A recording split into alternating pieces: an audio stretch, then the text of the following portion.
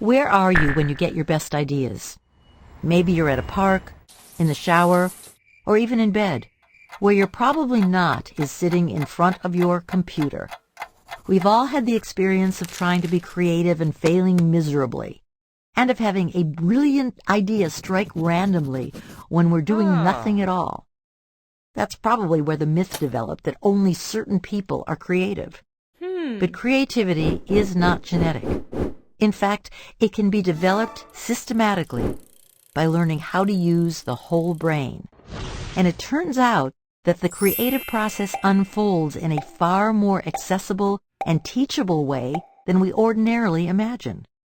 The key is to move freely and flexibly between two modes of thinking.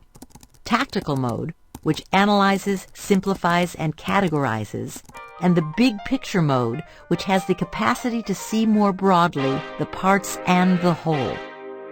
You want to be in tactical mode when you're working towards an explicitly defined goal.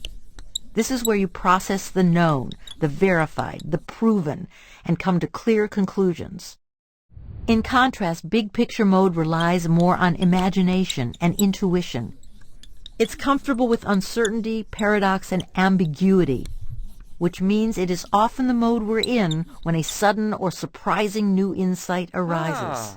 Because tactical mode is what gets trained in our formal education, it's also where we spend most of our time at work. However, operating solely from tactical mode stifles our creativity.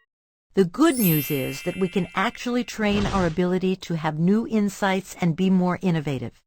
The key is to access the big picture mode intentionally, setting aside periods of uninterrupted time when we feel free to daydream or do something that takes up attention but doesn't require analytical thinking, such as exercise or drawing or playing music. So if you want to become more creative, stop analyzing and let your mind wander.